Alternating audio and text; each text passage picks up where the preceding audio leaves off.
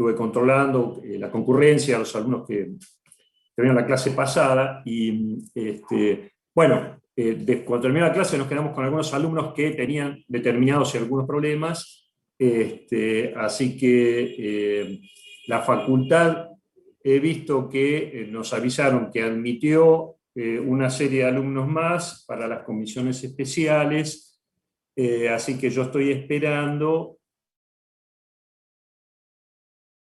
que me envíen el listado definitivo que quedó de cada comisión, porque nosotros tenemos las 3 comisiones. Así que, bueno, eso, si hay alguna aclaración con alguno que sepa que no haya salido o que tenga algún inconveniente adicional, yo de todas maneras todavía no tengo el listado, cuando terminamos la clase nos desconectamos todos, excepto aquellos que tengan alguna duda. Así comenzamos ahora la clase. ¿Me parece?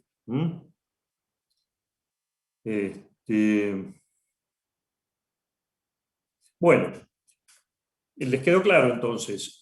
Al final vemos si hay alguno con inconvenientes o qué cuestión tiene con respecto a la inscripción y lo vemos. Entonces, bueno, comenzando la clase de hoy,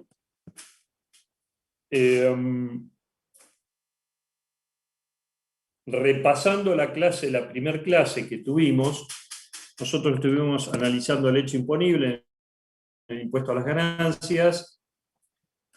En el hecho imponible, dentro del hecho imponible, empezamos a analizar el objeto. Habíamos dicho que lo íbamos a analizar desde 4 aspectos: el aspecto objetivo, el aspecto subjetivo, el temporal y el espacial, ¿no es cierto? Estábamos analizando el aspecto objetivo, que es la descripción del hecho en sí mismo. Dentro de la descripción del hecho en sí mismo, y ya entrando en la ley, habíamos comenzado a desarrollar el artículo 2.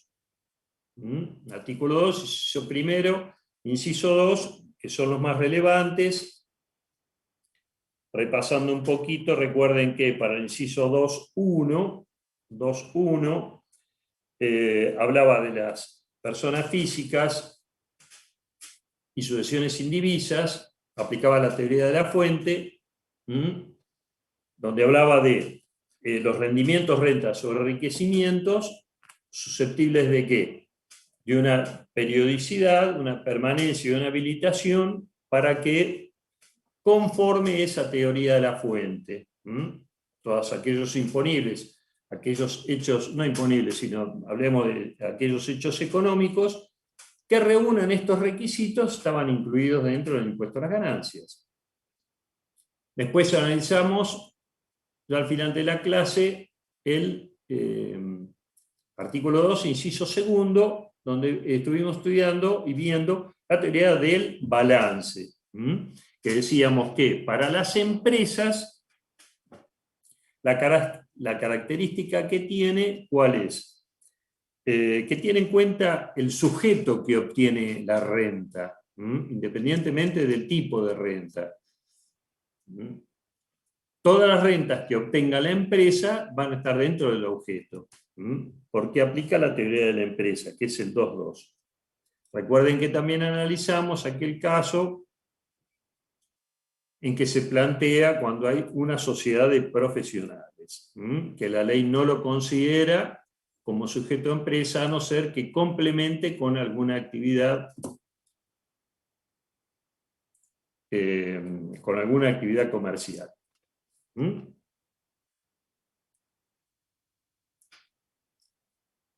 Bien. Continuando con el artículo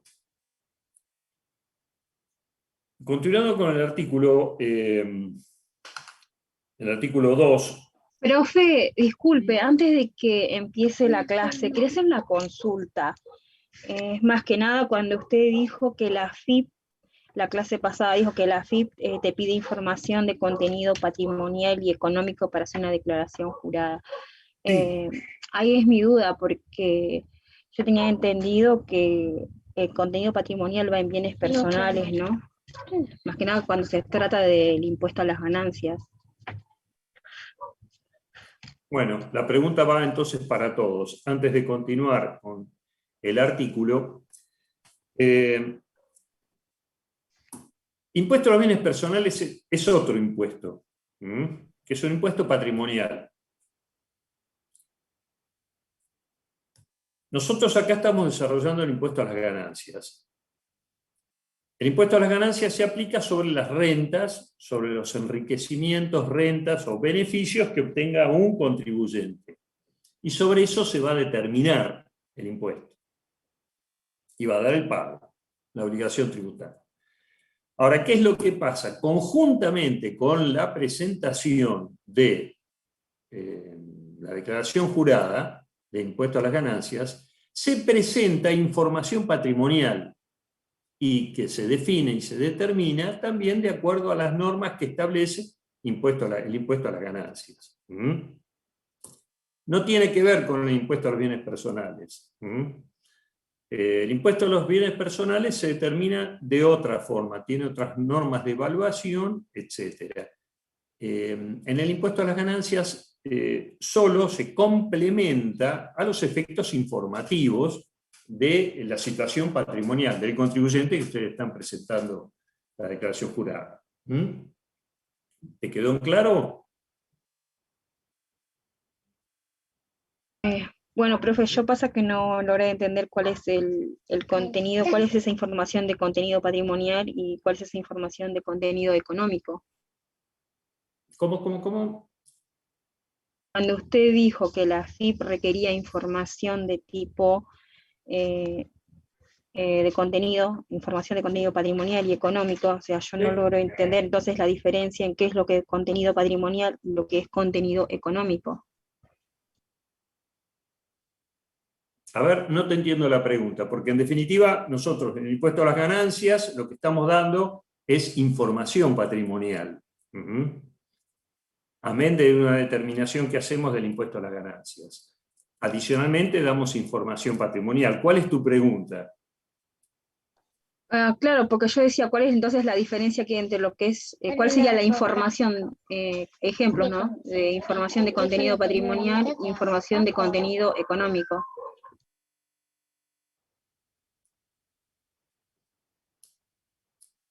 Como para poder entenderlo, ejemplos, no sé, de que sea información de contenido patrimonial y lo que es información de contenido económico. Pero es que es la misma.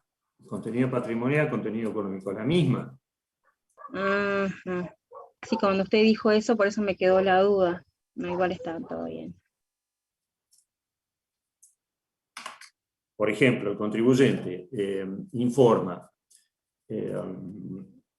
presenta la declaración jurada de impuesto a las ganancias, determina un impuesto y adicionalmente está informando en la misma declaración jurada, adicionalmente informa que tiene una propiedad alquilada.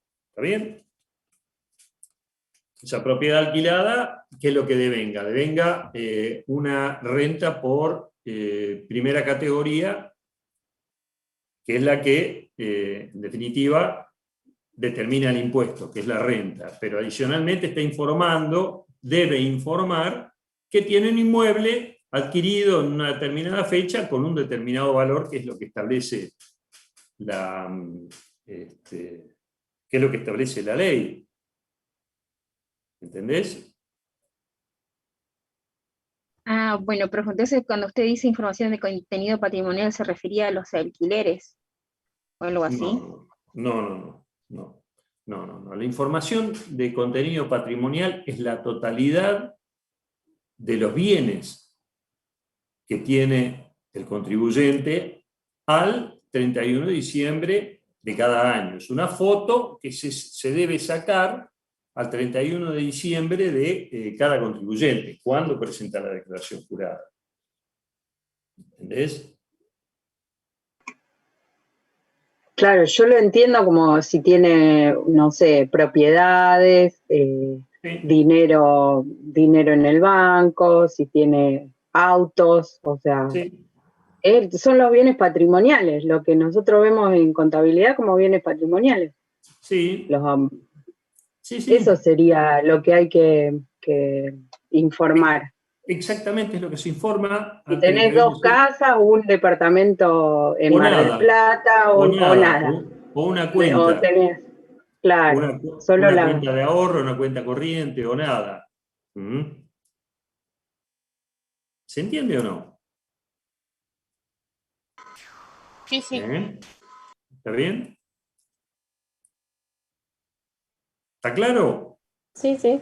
Es una cuestión que no ofrece dudas, es informativo lo que se hace, pero nosotros, en base a esa información, yo les explicaba una vez que nosotros desarrollamos todo nuestro trabajo profesional, en base al patrimonio del contribuyente podemos ir determinando qué rentas obtuvo, en base a la evolución patrimonial que tuvo de un año al otro, etc. Para eso sirve, ese es el objetivo que tiene.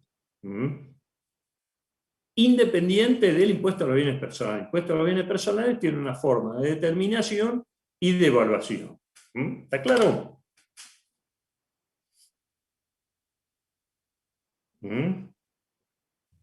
Sí, sí, profe. Bueno, sigo entonces, avanzo con el artículo 2.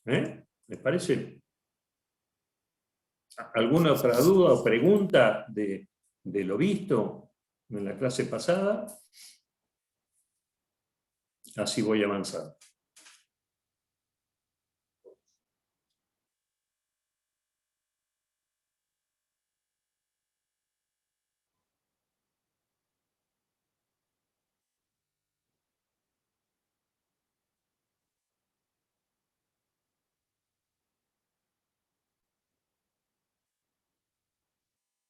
¿Cómo dos posibilidades? No, la posibilidad no hay dos posibilidades. ¿Sí? Sí.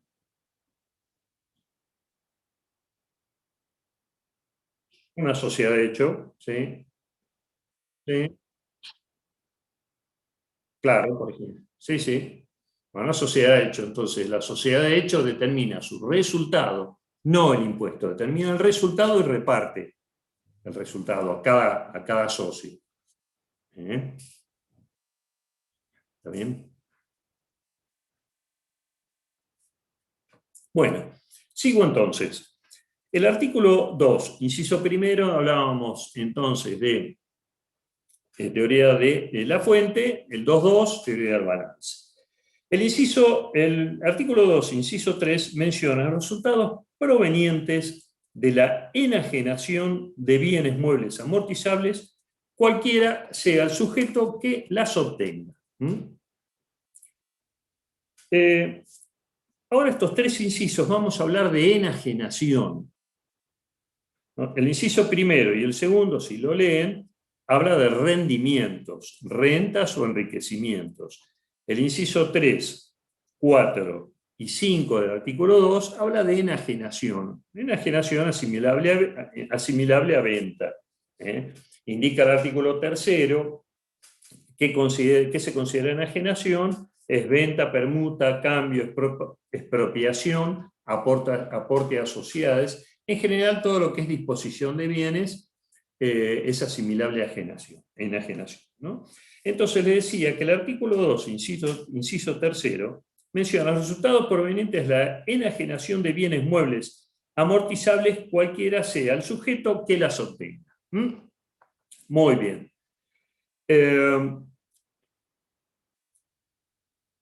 Entonces, la venta de un bien mueble amortizable está dentro del objeto del impuesto. Pero vamos a distinguir algo. Si un profesional vende la computadora de su oficina, como es un bien mueble amortizable, va a tributar el impuesto a las ganancias por el resultado que obtenga, por la enajenación de ese bien. Ahora, un particular que vende un bien mueble no está dentro del impuesto, dentro del objeto del impuesto. ¿Por qué? Porque va a atender el artículo 2, inciso primero, que se tienen que reunir determinadas características. Tiene que ser un bien mueble amortizable y como tal deducible de la ganancia. Habíamos dicho que cuáles son los gastos deducibles, son aquellos necesarios para obtener, mantener y conservar la fuente de ganancia. Entonces, es un artículo sencillo, digamos, la venta de bienes muebles amortizables está dentro del objeto del impuesto para aquellos sujetos que son habitualistas. El inciso cuarto menciona los resultados derivados de la enajenación de acciones, valores representativos y certificados de depósito de acciones y demás valores, cuotas y participaciones sociales, incluidas cuotas partes de fondos comunes de inversión y certificados de participación de fideicomisos financieros y cualquier otro derecho sobre fideicomisos y contratos similares, monedas digitales, títulos, bonos y demás valores, cualquiera sea el sujeto que los obtenga. Es importante cuando menciona cualquiera sea el sujeto que los obtenga. Entonces no voy a aplicar los artículos anteriores, independientemente que el sujeto que obtenga estos resultados, enajenación de acciones, en monedas digitales, fideicomisos, venta de participación de fideicomisos, certificado de depósitos, títulos y demás valores, va a estar dentro del objeto del impuesto.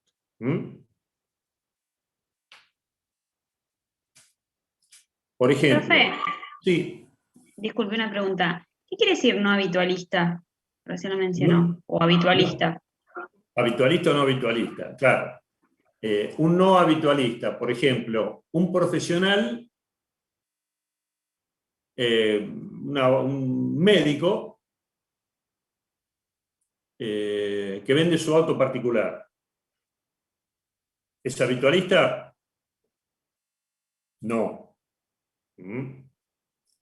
En cambio, una agencia de autos que vende autos, sí. Esa es la distinción que se hace en lo que hace al habitualismo o no. Gracias, profe. Profe, entonces... Esperá, una aclaración con respecto al habitualismo.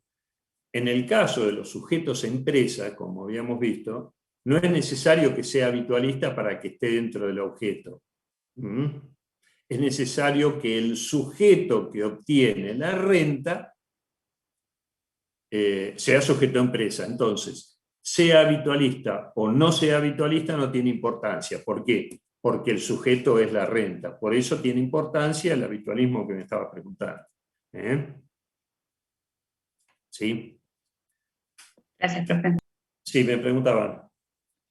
Yo no, porque dijiste poner una concesionaria que vende autos es habitualista. Pero Sí. una concesionaria no sería una empresa, ponerle. ¿Cómo que no? Yo lo decía tipo habitualista, ponerle como el ejemplo que habías dado, un profesional que vendía su computadora, que utiliza... Sí. Eso es habitualista, ¿no? No, si bien no es habitualista, porque su actividad, ¿cuál es? El ejercicio profesional. Si bien no es habitualista, está dentro del objeto del impuesto por el contenido que tiene el artículo 2.3, donde menciona el resultado proveniente es la enajenación de bienes muebles amortizables. ¿Sí? Ah, buenísimo, listo, gracias. ¿Está claro? Sí, sí. Bien. A eso se refiere, ¿no? Profe, una consulta. Bien. Sí. Al decir amortizable se refiere a que involucra el bien con su actividad profesional, digamos.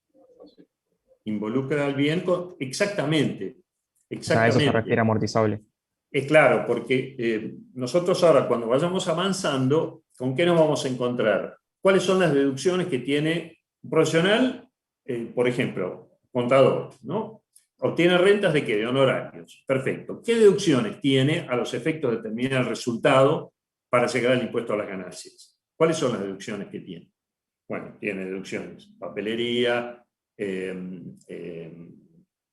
librería, internet, luz, gas, etc. ¿Sí? Entre esas deducciones, ¿qué va a tener? La amortización de su equipo. Por ejemplo. Entonces, la amortización de la computadora es un gasto deducible. Vamos a ver cuando veamos tercera categoría, pero es un gasto deducible. Ustedes ya vayan trabajando ese concepto. Lo que hace las deducciones son los gastos necesarios para mantener y conservar la fuente de ganancia, ¿no? Entonces, un gasto deducible. Este profesional vende la computadora porque renueva o vende las computadoras, hay alguien que la necesita, vende sus computadoras, renueva el conjunto de equipos que tiene. Entonces, el resultado de la venta de esos bienes, muebles amortizables, es un resultado que está dentro del objeto del impuesto. Vende el mobiliario que tiene dentro de la oficina, ¿no es cierto? Vende el mobiliario, también está dentro del objeto.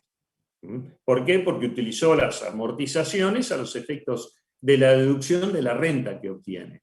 ¿Se entiende? Sí, perfecto. Bueno, ese es el tratamiento que se tiene que generar. Muy bien. Sigo entonces. Les mencionaba el artículo 4, que menciona enajenación de acciones, valores representativos, certificados de depósito, participación en fideicomisos financieros y otros, monedas digitales, etc. Entonces, estos resultados están dentro del objeto. Estos resultados por la venta. Después, en el artículo 26, el inciso U, exime aquellas que cotizan en bolsa. La venta de acciones que cotizan en bolsa. Que están sujetas a la Comisión Nacional de Valores, ¿no? Estos casos, por ejemplo, la venta de acciones, la acción en sí misma, nosotros cuando tenemos que analizar el hecho imponible, una acción, yo soy tenedor de una acción, ¿qué percibo por esa acción? Dividendos. Exactamente. Entonces, esos dividendos van a estar alcanzados, esos dividendos que son una renta periódica que obtiene el contribuyente por el capital. Acá estamos analizando qué cosa, la venta de las acciones, no el rendimiento. El rendimiento va por el 2.1 o el 2.2, o los rendimientos de acuerdo a lo que establece el articulado, el artículo de segunda categoría, en renta de segunda categoría. ¿Se entiende? Una cosa es la renta, que sabemos que la renta va a estar alcanzada como impuesto cedular, lo que hace a los dividendos, en efectivo o en especie.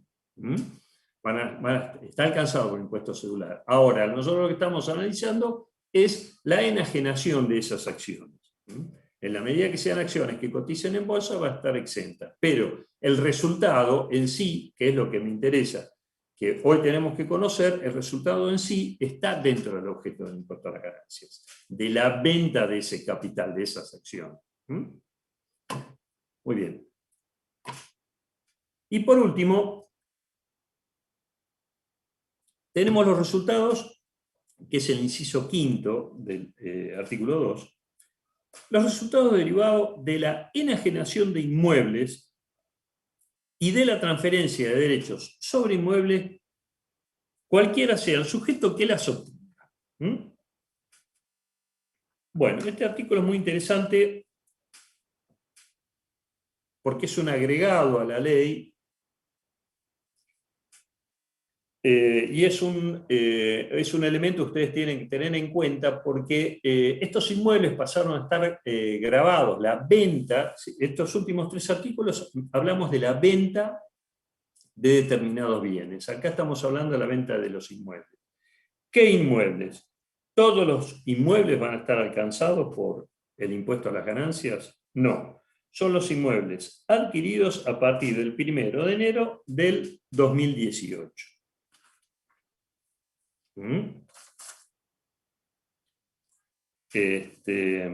Así que todos los inmuebles que se vendan a partir del primero en el 18, van a estar alcanzados por un impuesto cedular también, que va a ser del 15%, va a estar grabado el resultado. El resultado se va a obtener del precio de venta menos costo. ¿Mm?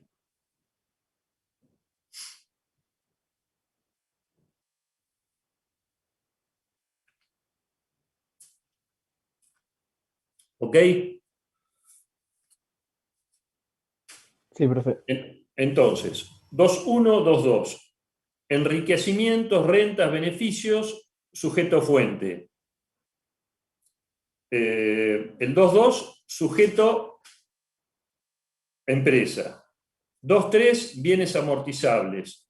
2.4,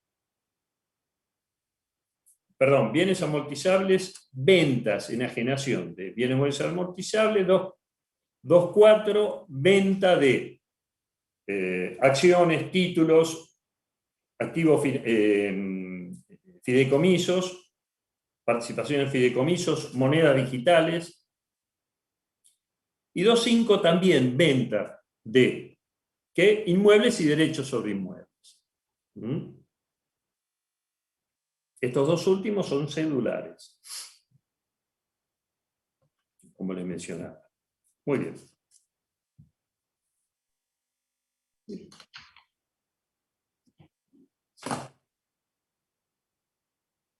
Exactamente, sí, sí, sí. Solo se aplica a sujetos empresa.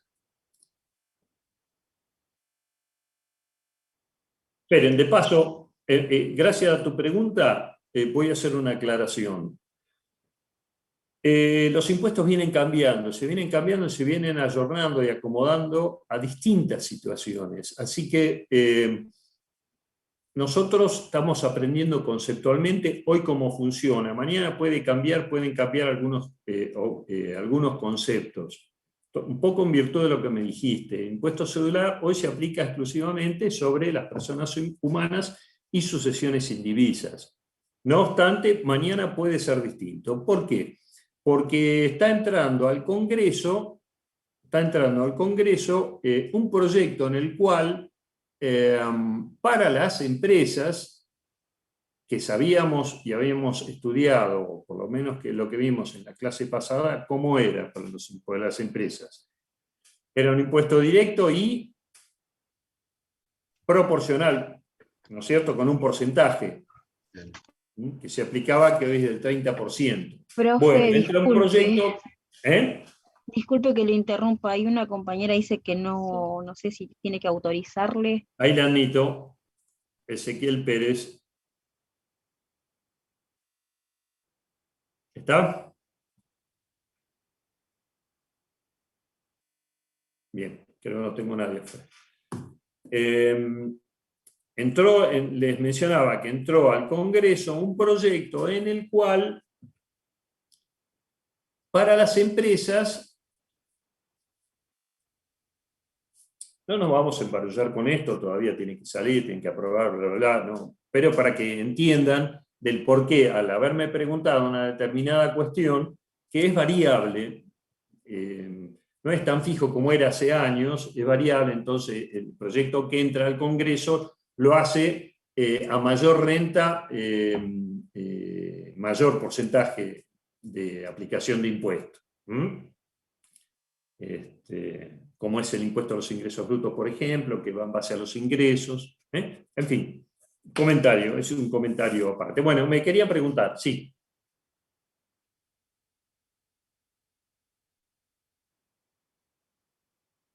Artículo 2. Sí.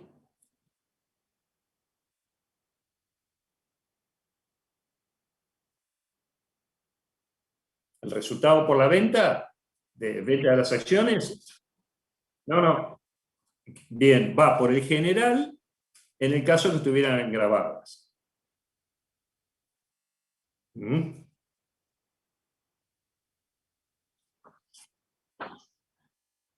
¿Cómo?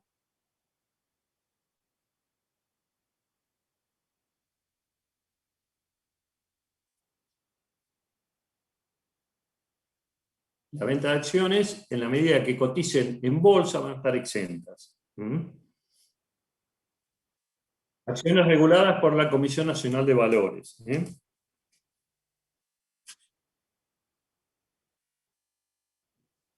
Empresas.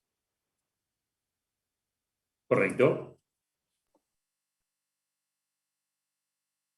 Empresas extranjeras no están contempladas, tributan impuesto cedular del 15%.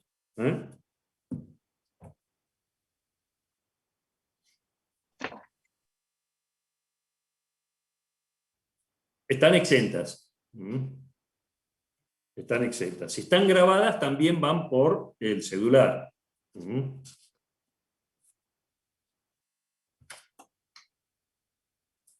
bien. Profesor, disculpe, Natalia Acosta es la chica que está queriendo entrar porque es de esta comisión. A ver si tengo alguien pendiente. No tengo nada de pendiente de entrar. Me dijo que está ahí esperando que le acepte y que no le aceptó.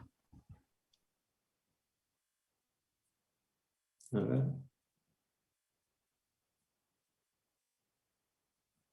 A ver, un segundito. Pero no tengo a nadie.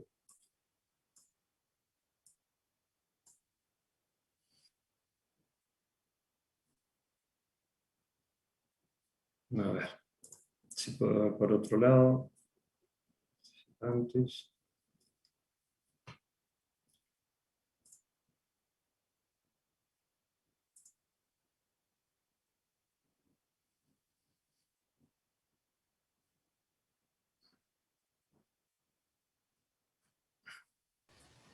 ¿No estará queriendo entrar en la otra comisión? ¿Y se confundió? Ah. Es muy probable. Me dijo de esta comisión porque le acabo de dar el ID, o sea, está en la misma comisión que el Hacha Pablo, que es, nos corresponde con Borallina, ¿no?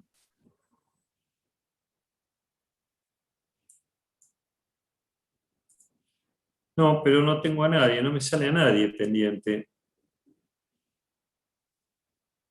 Decirle que se fije bien y que empiece de nuevo, que resetee y solicite de nuevo, a ver si... Bueno, profe, ahí le digo de nuevo. Claro, decir eso. Bueno, Profe, entonces... ¿le puedo hacer una consulta? Sí, dale. En el caso de la tenencia de acciones, ¿las ganancias de capital estarían alcanzadas? Las rentas. Claro, o sea, el incremento en el precio de esas acciones al cierre del ejercicio. La diferencia de cambio. No, lo que me refiero, por ejemplo, si cuando las compramos valían 10 y al cierre valen 15, ¿esa diferencia estaría alcanzada? No. El impuesto a la ganancia. Bárbaro, gracias. Bueno, no me sale esta chica. Bueno, ya va a aparecer. Bueno, sigo entonces. Nosotros con esto cerramos lo que sería objeto y vamos a entrar a analizar el sujeto del impuesto. ¿Quiénes son los sujetos del impuesto? Nosotros habíamos analizado en el artículo primero, que hablaba de personas humanas, sucesiones indivisas, sujeto a empresa y algunos beneficiarios del exterior. Entonces lo vamos a clasificar de esa forma. Personas humanas, sucesiones indivisas,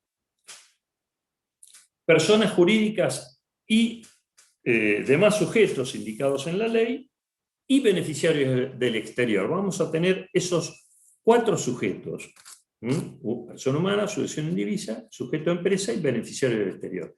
Así, el artículo primero los menciona a todos estos sujetos, con algunas características. No todas las rentas que obtengan van a estar dentro del objeto del impuesto.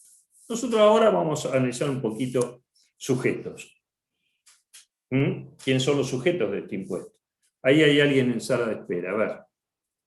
Acosta. ¿Acosta Natalia es?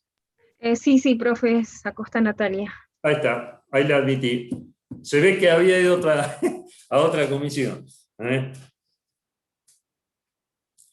dijo que tenía problemas con internet. Ah, bien. Bueno, ahí está admitida.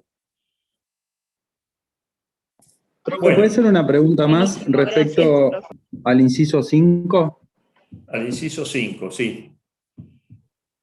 La ganancia, o sea, si el inmueble se vende después de 1 de enero de 2018, No. la ganancia se calcula con el precio No. de venta menos el costo actualizado a la fecha, en el Sí. caso de que sea persona humana, y en el caso de que sea empresa, puede ser que sea el precio de venta menos la amortización. Espera. Viene bien, de paso, la pregunta del alumno es para venta de inmueble. Para venta de inmueble, primera corrección. No es para las ventas posteriores al 1 de enero del 18, sino es para las ventas que se realizan de inmuebles adquiridos con posterioridad al 1 de enero del 18. Claro, bien. El inmueble debe estar adquirido con posterioridad. Si el inmueble está adquirido en el año 2017, 2016 o anterior, no está alcanzado por el impuesto a las ganancias. Va a estar alcanzado por el ITI, que es impuesto a la transferencia de inmuebles. Entonces, vale la aclaración con respecto a la venta del inmueble. La venta del inmueble, entonces, van a estar grabados aquellos inmuebles adquiridos con posterioridad al 1 de enero del 18. Y después me habías preguntado, me preguntaste cómo se determinaba el resultado, es precio de venta menos costo actualizado. ¿Y alguna otra cosa era? Claro, costo actualizado en caso de personas humanas y en el caso de la empresa es el precio de venta menos la amortización, ¿puede ser? Correcto. Creo que lo leí en el decreto. Sí.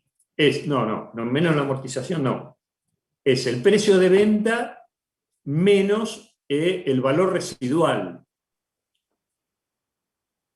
Yo vendo un inmueble en 1 millón de pesos. Lo adquirí en 500.000 pesos, amortizado por 10 años, hoy el valor residual son 400. Entonces haré 1 millón menos 400.000. ¿Está? ¿Se entiende? Gracias, profe. Entonces, es precio de venta menos Vale la el valor aclaración. residual. El valor residual es precio de costo neto de amortización. Como en la contabilidad. Es decir, que tiene dos tratamientos según de quién se trate que sea el dueño. Tiene dos tratamientos. Según quién sea el sujeto, el dueño del bien. Exactamente, sí. Además no corre por impuesto cedular en la empresa, está sujeto directamente a la tasa que le corresponda, que es una tasa proporcional hoy.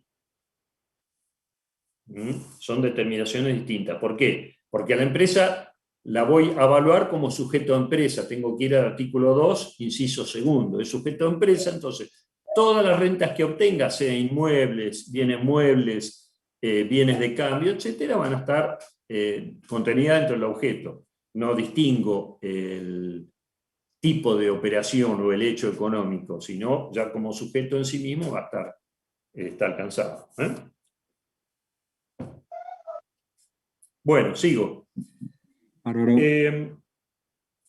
Decíamos, personas humanas, el Código Civil y Comercial no tiene una definición de lo que es una persona humana, pero indica que son aquellas que presentan signos o características de humanidad, sin distinguir cualidades o accidentes que puedan existir. Persona humana es eso. Aquellos que tienen signos de humanidad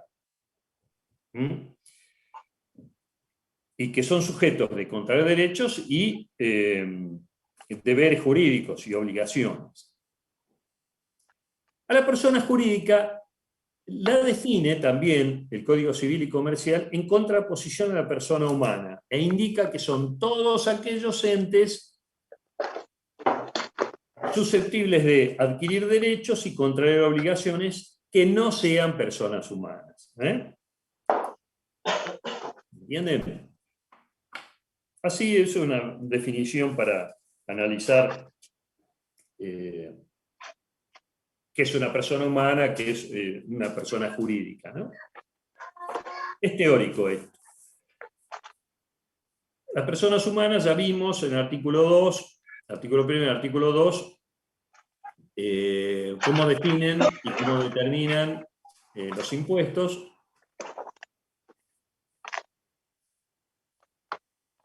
La ley, hay algún micrófono abierto, chicos, si lo pueden cerrar. Hay algunos sujetos que la ley distingue en particular, que es, anteriormente estudiábamos lo que era menores de edad, porque lo distinguía, sociedad conyugal. Hoy la sociedad conyugal queda definida en el artículo 35, e indica, esto es interesante, cómo quedó, porque la ley anterior hablaba de marido y mujer, a partir de que sale la ley del matrimonio igualitario, sacaron un decreto en el cual indicaba cómo se debían atribuir las rentas, porque nosotros en definitiva estamos definiendo cómo se atribuyen las rentas, y los artículos se derogaron y se dictó un artículo, el artículo 35 de la ley de impuesto a las ganancias, y que les leo cómo es que deben atribuir las rentas. ¿Con qué características se deben atribuir las rentas, ¿no?, a cada cónyuge? Y les leo, es simple. Corresponde atribuir a cada cónyuge, cualquiera sea el régimen patrimonial al que someta la sociedad conyugal, las ganancias provenientes de a cada cónyuge, primer concepto, ¿no? Cada uno de los cónyuges, ¿qué es lo que le vamos a atribuir? Lo que venga de actividades personales, como profesión, oficio, empleo, comercio e industria. B, lo derivado de bienes propios, las rentas, estamos siempre hablando de rentas, renta de bienes propios. Y C, las rentas sería otros bienes, por la parte o proporción a que hubiera contribuido a su adquisición, o por el 50% cuando hubiera imposibilidad de determinarla. Esto trae algunas cuestiones interpretativas, fundamentalmente a nosotros, ¿no? Porque cada cónyuge, en definitiva, va a declarar, estamos hablando de impuesto a las ganancias. La persona humana es contribuyente, está inscripto. Un matrimonio, trabajan los dos, cada uno declara sus rentas. Uno tiene relación de dependencia y es abogado, el otro no tiene relación de dependencia y es contador. Entonces, cada uno declara sus rentas. Estamos hablando de renta. Ahora, ¿qué es lo que sucede? El abogado, además, tiene bienes propios anteriores al matrimonio. Venía con 2 inmuebles. Entonces, su declaración jurada contiene 2 inmuebles que obtiene rentas. Están alquiladas. ¿Cómo se declaran? El 100% a nombre de él. Sumarán a las rentas que obtenga como profesional, como abogado. ¿Sí? Muy bien. El otro cónyuge, que vive solo de la profesión, no debe declarar esas rentas. ¿Por qué? Porque lo declara el otro cónyuge como bien propio. Ahora, ¿qué es lo que sucede si durante el matrimonio se adquieren bienes que producen rentas? ¿Cómo se declaran? ¿Está clara la pregunta? Entonces, ¿cómo se declaran esas rentas? Compran 5 departamentos. Ganaron mucha plata entre los dos. O uno solo los ganó. De los dos. Compraron 5 departamentos que los alquilan para obtener una renta. Muy bien. ¿Cómo los declaran? ¿Qué es lo que establece el artículo 35?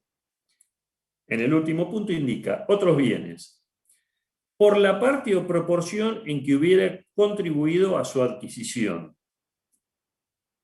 o por el 50% cuando viene imposibilidad de determinar.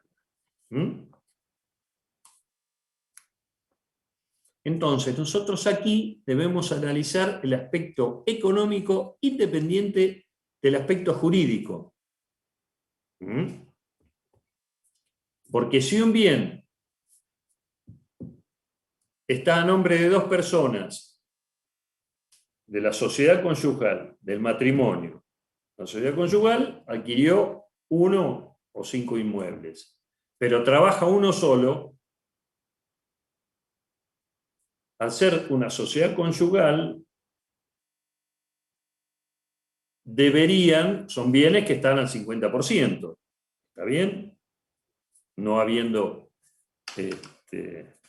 convenios matrimoniales o prematrimoniales. ¿Quién declara esas rentas de acuerdo a lo que establece el artículo? Si trabaja uno solo. Ese que lo compró. Exactamente. Nosotros tenemos que independizar el aspecto jurídico del aspecto económico.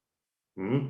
Ahora, si trabajan los dos y es indeterminado, la ley que indica el 50%. O cada uno en la proporción que le corresponda de acuerdo a la escritura. Ahí sí, ustedes tienen muchos medios de prueba, que es la escritura. Entonces, en la escritura, en los matrimonios, a veces conviene indicar cuál es el origen de los fondos y cómo se aportan. O sea, fulano aportó el 60 y el otro el 40, o el 50 cada uno, o no indicar nada. Cuando no se indica nada, por lo general, va todo el 50%. ¿Qué es lo que les puede suceder? Que lo que diga el título, ustedes tienen un título jurídico que indica una cosa, pero la declaración jurada indica otra. Todo va como medio de prueba, contra medio de prueba. Ustedes deben probar lo que están indicando en una declaración jurada. Por eso yo les indicaba que es muy importante, y un poco en función de la pregunta que me decían al principio de la clase, que es muy importante el aspecto patrimonial, porque ustedes, ¿cómo van a hacer para declarar al cónyuge, si no trabaja, si trabaja uno solo, cómo van a hacer para declarar el bien en ese otro cónyuge? Si no tiene rentas. Lo debe declarar el otro, el que obtuvo rentas o los efectos de la compra del bien. Jurídicamente después es otra cuestión, pero tributariamente nosotros debemos seguir lo que establece el artículo 35, que deben declarar cada uno sus rentas en base a qué? Al ejercicio de profesión, empleo, industria, etcétera, los derivados bienes propios y para otros bienes en base a lo que aportan en el matrimonio. En su porcentaje de ser difícil esta determinación va al 50%. ¿Queda claro esto? ¿Alguna pregunta seguramente van a tener? ¿No? Sigo. Yo tengo una consulta. Sí. Por ejemplo, sería entonces, supongamos que hay un matrimonio y uno de los dos recibe una herencia, no trabaja, ponele, pero recibe una herencia y pone su parte para comprar la casa y el otro trabaja. Entonces, cuando tendría que declarar, declararía solo el que trabaja al 100%, digamos. No, porque la herencia es una de las previsiones que contiene la ley. Es un bien propio.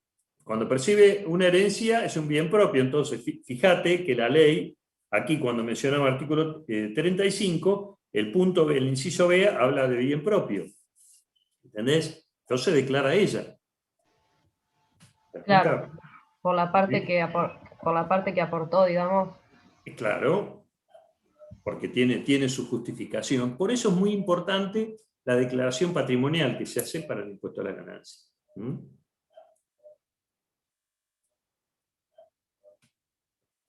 ¿Está bien? Sí, ahí está. Gracias. Bien, ¿sigo?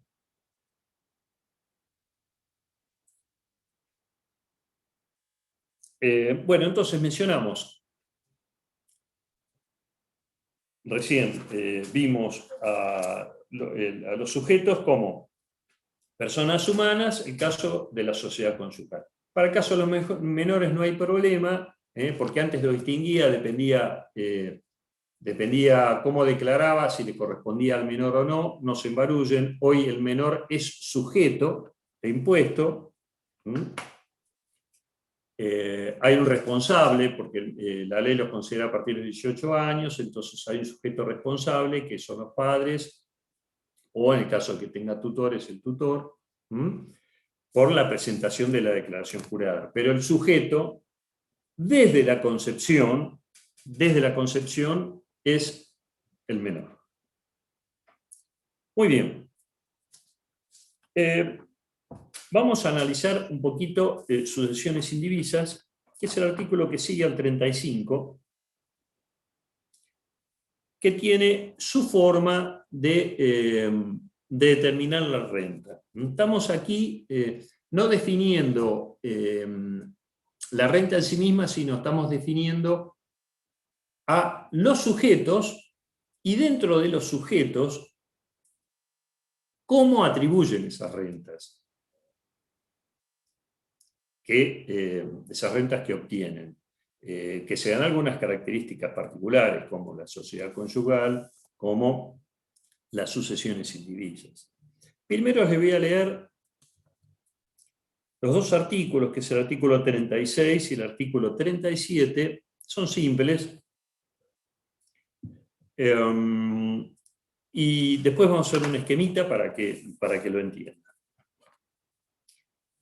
El artículo 36 de sucesiones indivisas indica que las sucesiones indivisas son contribuyentes por las ganancias que obtengan hasta la fecha que se dicte declaratoria de herederos o se haya declarado válido el testamento que cumpla la misma finalidad, estando sujetas al pago del impuesto previo cómputo de las deducciones a que hubiera tenido derecho el causante, con arreglo a lo dispuesto en el artículo 30 y con las limitaciones impuestas en el mismo. Entonces, el primer concepto, la sucesión indivisa. La sucesión indivisa es contribuyente desde el fallecimiento del causante hasta que se dicte declaratoria de herederos o se declare válido el testamento. Muy bien. Ahora vamos a hacer el esquema, así lo cerramos. El artículo 37, que es el siguiente, menciona las etapas posteriores a la declaratoria de herederos. Indica que, dictada la declaratoria de herederos o declarado válido el testamento y por el periodo que corresponda hasta la fecha en que se apruebe la cuenta particionaria, judicial o extrajudicial, el cónyuge supérstite y los herederos sumarán a sus propias rentas la parte proporcional que, conforme con su derecho social o hereditario, les corresponda en las ganancias de la sucesión. Los legatarios sumarán a sus propias ganancias las producidas por los bienes legados. Por último, a partir de la fecha de aprobación de la cuenta particionaria, cada uno de los derechohabientes incluirá en sus respectivas declaraciones juradas las ganancias de los bienes que serán adjudicados. Entonces, cuando se dicta declaratoria, lo que está diciendo es que a partir de que se dicta declaratoria de herederos y hasta que se aprueba la cuenta particionaria, el cónyuge supérstite y los herederos van a declarar en su proporción que tengan en base a la herencia. Y una vez que esté aprobada, que es el último párrafo, la cuenta particionaria, los derechohabientes y el cónyuge supérstite sumarán a sus propias rentas los que les tocó. Eso es lo que dice el artículo.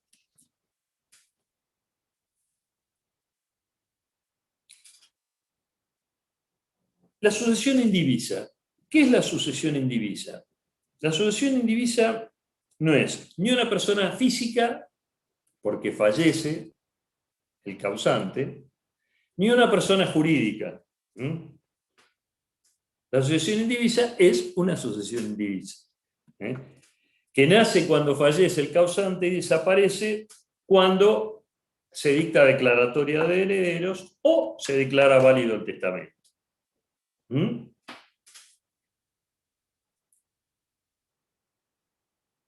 La sucesión indivisa se declara, es el mismo contribuyente, se declara, va con su mismo número de inscripción, nada más que se indica sucesión indivisa, le va a aparecer directamente la declaración jurada. Yo acá, a ver, voy a compartir entonces pantalla, indíqueme si se ve después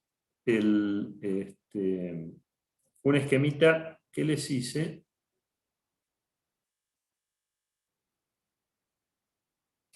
A ver.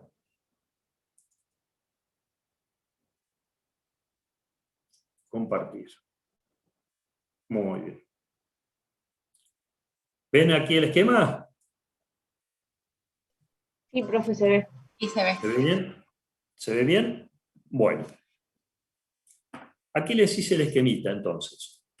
Un contribuyente, yo tengo que hacer la declaración jurada del año 2019. Es una declaración jurada de ejercicio anual.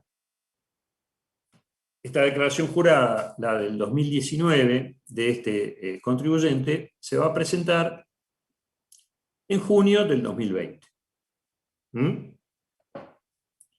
Entonces, las rentas que obtuvo el contribuyente, ¿cómo las debo declarar? Fíjense, que es lo que establece el articulado, el artículo 36. El 5 de octubre fallece este contribuyente. Entonces, la primera etapa, que es el fallecimiento del causante, va a declarar desde 1 de enero del 19 hasta el 5 de octubre, el contribuyente es el causante. ¿Sí? En ese momento se hace la apertura de la sucesión. Del 6 de octubre al 31 de diciembre del 19, el contribuyente, ¿quién va a ser? La sucesión indivisa, por las rentas que obtenga. Entonces, en junio del 2020 debo presentar 2 declaraciones juradas. La primera declaración jurada es hasta el 5 de octubre, y la segunda declaración jurada es del 6 de octubre al 31 de diciembre. Aparte,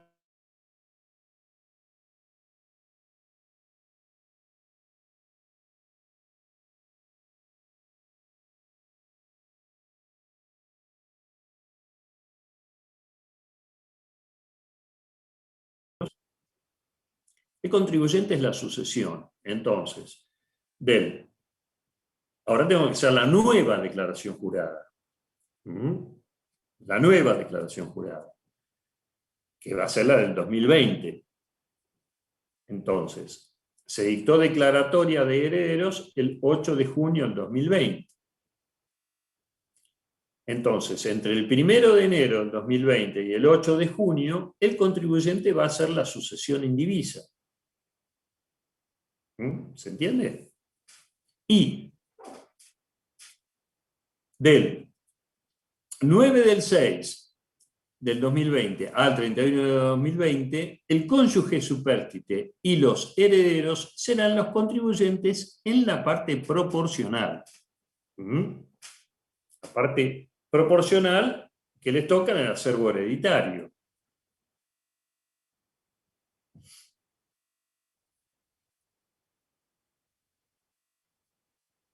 Y ahí ya vamos a entrar en el artículo 37.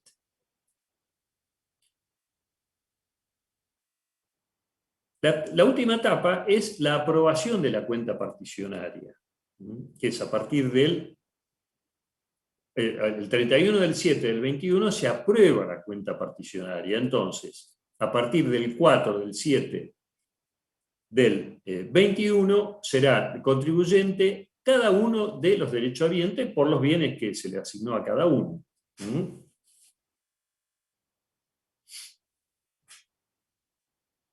De nuevo, el contribuyente es él personalmente hasta el día que fallece. Por el día que fallece hasta que se dicta declaratoria de herederos, el contribuyente es la sucesión indivisa.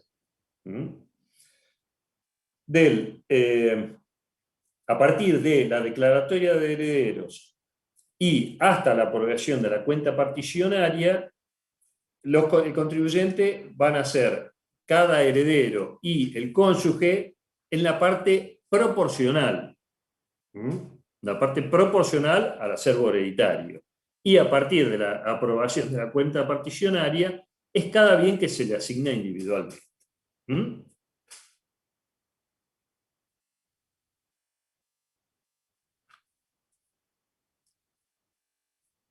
¿Les queda claro cómo es esto? Una pregunta. Sí. Entonces, a partir de la declaratoria de herederos, el cónyuge y los hijos van a tener cada uno una declaración jurada. No. Cada sujeto, supongamos mayores, ¿no? Todos mayores, y cada uno tiene su renta, etc. Cada sujeto es contribuyente en sí mismo. Entonces, a partir de que se dicta declaratoria de herederos, van a sumar a sus propias rentas las rentas que obtengan en la parte proporcional de estos bienes heredados. O sea, claro, pero cada uno tiene su propia declaración jurada. Cada uno tiene su propia declaración jurada. Si Está no bien. están inscriptos, etcétera, pasan a ser contribuyentes. A partir de que heredan, bueno, deberán inscribirse y tributar por el porcentaje, la proporción que les corresponda sobre la herencia. Profe, y una pregunta. Sí. Si son no alcanzados, son sujetos no alcanzados por ganancias, heredan y digamos el monto tampoco los hace pasarse a estar alcanzados por ganancias. No pagan ganancias por la herencia, ¿o no? No, para nada, no. No. Por la herencia, por lo que hereden, no, porque no está dentro del sujeto. Pero tengan en cuenta que si durante la sucesión indivisa tributan impuestos, bueno, le corresponde a la sucesión indivisa. ¿Qué es la sucesión indivisa? Es el mismo contribuyente, con el mismo número de cuita, etcétera, nada más que será fulano de tal, sucesión indivisa. Y esa sucesión indivisa va a ir pagando todos los impuestos hasta que se dicten declaratoria de herederos. Es como si estuviera vivo, pero no está vivo. Pasa todo una sucesión. Perfecto, gracias. ¿Está claro? Profe, y entre la segunda y la tercera etapa, ¿puede ser que en la parte proporcional que le toca a cada uno de los contribuyentes sea luego la misma, la misma participación que tengan dentro de la cuenta particionaria? ¿O puede cambiar? Sí, bueno, lo que sucede es que cuando existe cuenta particionaria es cuando se reparten los bienes, en definitiva. Habiendo varios bienes, dice, bueno, vos te quedás con esto, vos te quedás con esto, y vos te quedás con esto. O sea, mientras existe la declaratoria de herederos y no hay cuenta particionaria, vamos a suponer, para hacerlo simple, quedaron 3 inmuebles y hay 3 inmuebles que repartir. ¿No? Entonces, los 3 inmuebles están alquilados y dan renta. Dan una renta, ustedes tienen que declarar al 31 de diciembre. Al 31 de diciembre, bueno, ¿cuánto dio cada inmueble? Los 3 inmuebles sumaron al año y dieron 300.000 pesos. Bueno, macanudo, son 100.000 para cada uno, suponiendo dividiendo por 3, ¿no es cierto? Para hacerlo simple. Entonces, 100.000 pesos cada uno. Suman a sus propias rentas 100.000 pesos para cada uno. ¿Qué es lo que sucede? La cuenta particionaria, ¿qué hizo? Hace que el cónyuge se quede con un inmueble y cada hijo se quede cada uno con un inmueble. Entonces, aprobada la cuenta particionaria, cada uno ya va a declarar por la renta que le dé cada inmueble, que pueden ser 100.000 pesos, 200 o 50, no sé, lo que sea, o pueden no alquilarlo, desalquila porque no le interesa y lo va a vender. ¿Entienden? Esa es la diferencia. Una cosa es la proporción,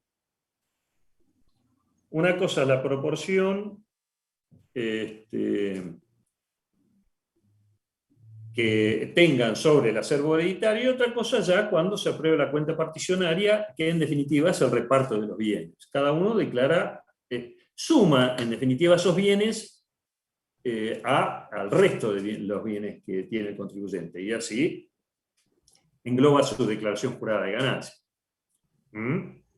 Sí, perfecto, gracias. ¿Bien?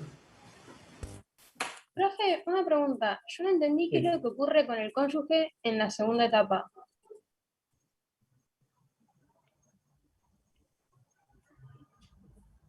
Estaba buscando. ¿Qué es lo que sucede con el cónyuge en la segunda etapa?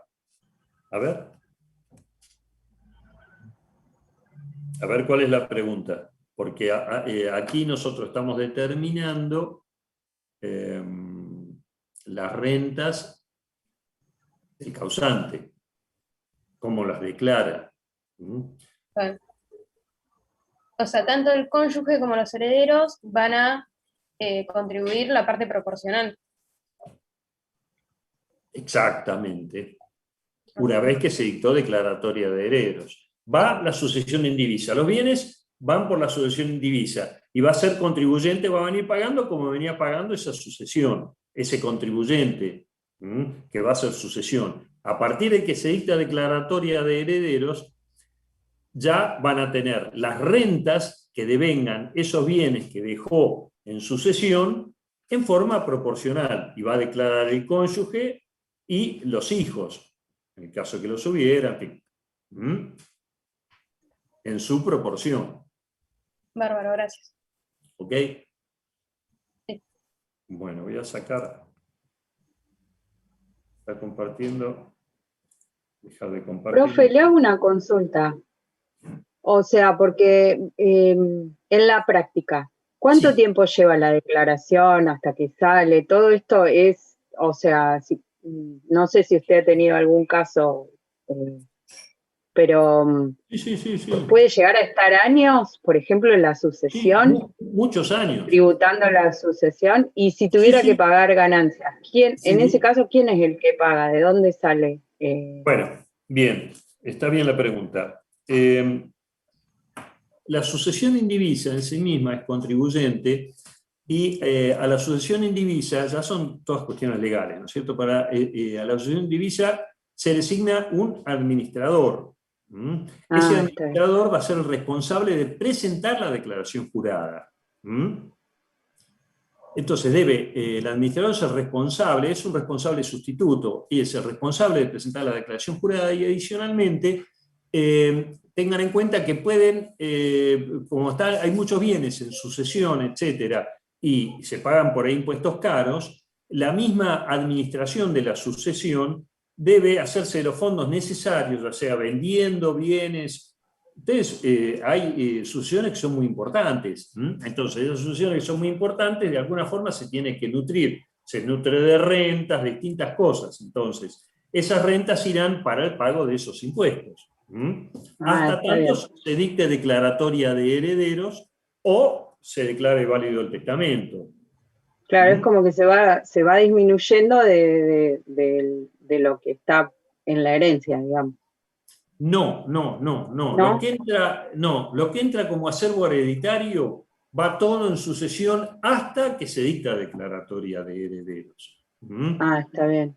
No, Claro, por ejemplo, claro. lo de Maradona ahora, que es está bien lo que me decís. o sea, en ese ejemplo, que hay muchos bienes, que hay muchos herederos, hay como, o sea, no va a salir este año, por ejemplo, y Maradona ya falleció el año pasado.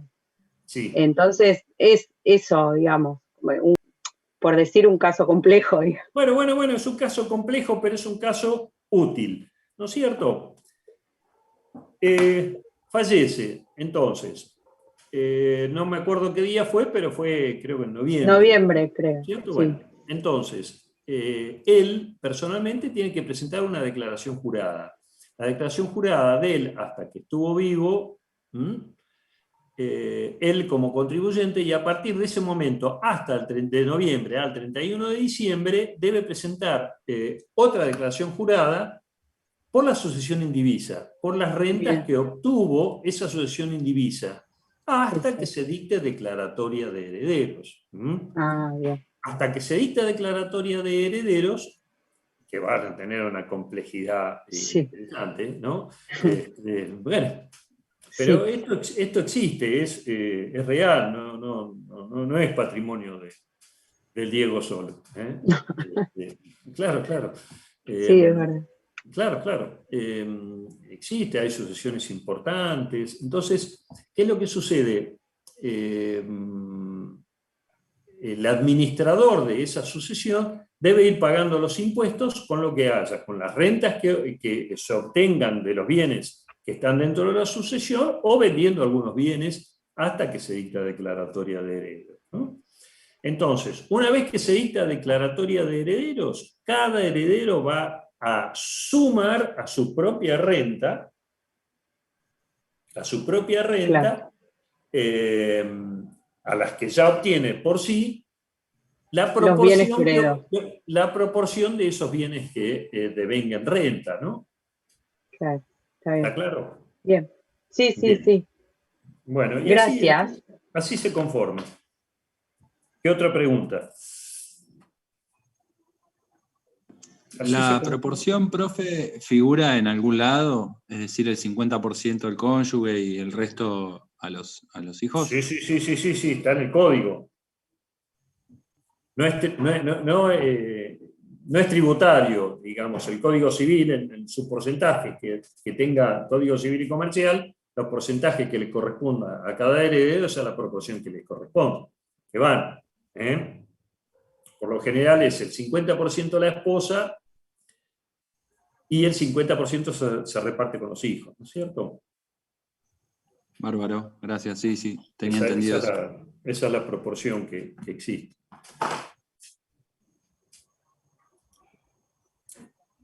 Muy bien, sigo entonces. No necesitando más aclaraciones, vamos a seguir entonces con las personas jurídicas y demás sujetos. Mencionamos entonces personas humanas, sucesiones indivisas, personas jurídicas y demás sujetos. Las personas jurídicas, ¿qué son? Son los responsables que establece la ley, que es simple, que establece la ley en el artículo 73, que son las sociedades de capital. Les menciono las sociedades anónimas, SRL, asociaciones y fundaciones, cuanto no les corresponda otro tratamiento, sociedad de economía mixta, en la parte no exenta, los fideicomisos, con alguna aclaración, después lo vamos a ver, los fondos comunes de inversión, esos son los sujetos, los de capital, que van a tributar, como lo mencionamos en la clase pasada, van a tributar el impuesto proporcional. Muy bien. En estos casos, estas sociedades son responsables del impuesto, para así vamos a ir haciendo la distinción, responsable del impuesto y de la obligación tributaria. Hoy al principio de clase me habían hecho la pregunta, ¿cómo es? El sujeto, el ente, la sociedad, define el impuesto de acuerdo a lo que nosotros vimos. Tenemos un resultado de un balance, sobre ese resultado contable le voy a practicar ajustes, para hacerlo en forma simple, le voy a practicar ajustes y voy a llegar a un resultado impositivo. Sobre ese resultado impositivo va a contribuir la sociedad. Estos son las sociedades de capital. Son sujetos de la obligación del impuesto son responsables del impuesto y de la obligación tributaria. Ahora, existen otros sujetos, que ya los mencionamos también, y las empresas unipersonales. Esos sujetos, ¿qué son? Son sociedades de personas, sociedades de hecho, que existen como colectoras de información, que le brindan información a cada contribuyente a los efectos de determinar el impuesto.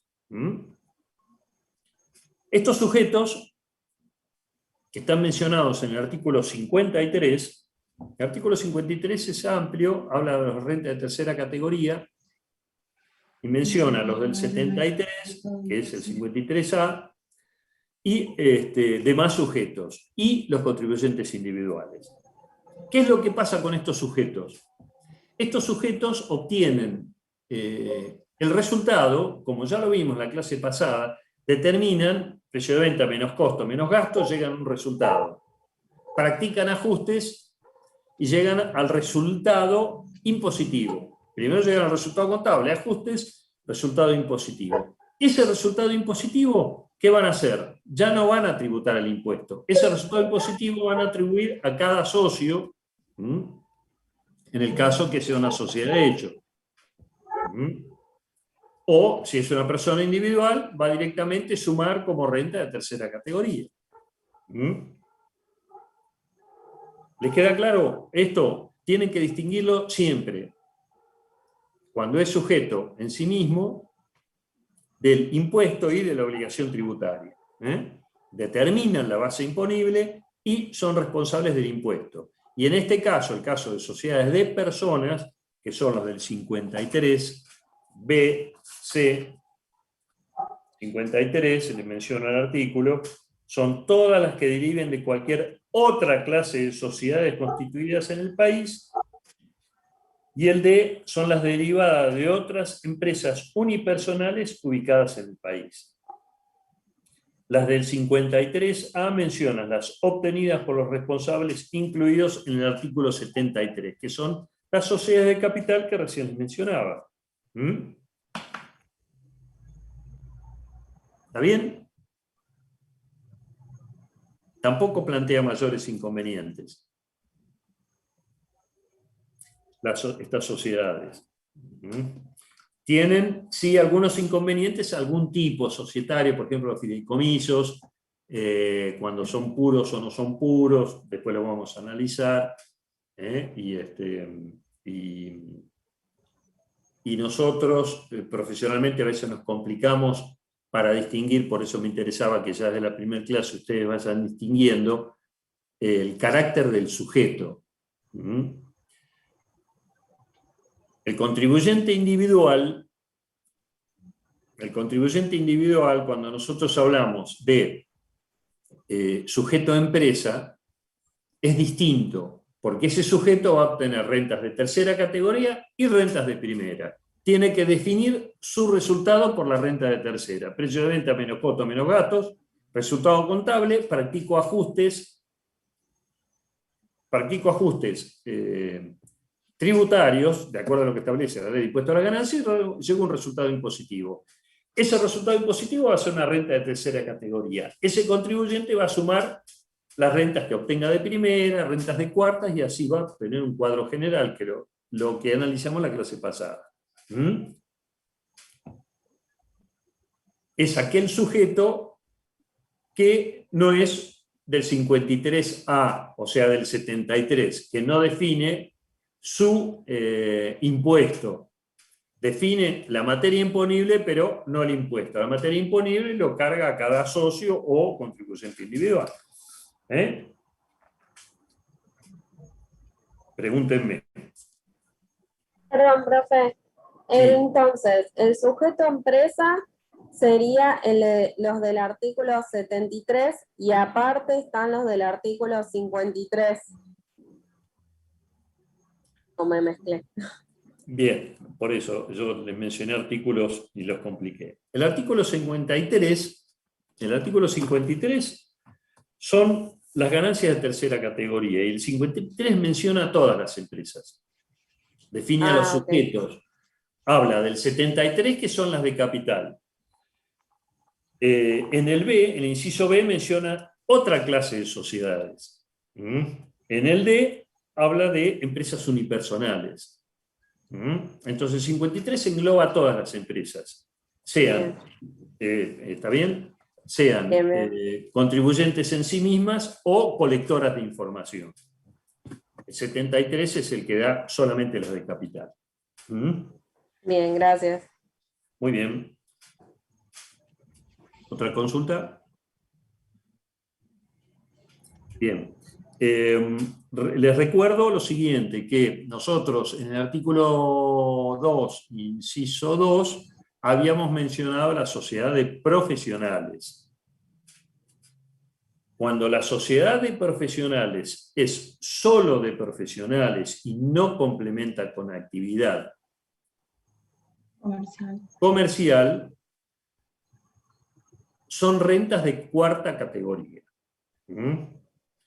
Cuando esa sociedad de profesionales complementa con actividad comercial, vamos a considerar todo renta de tercera categoría. Hagan esa distinción.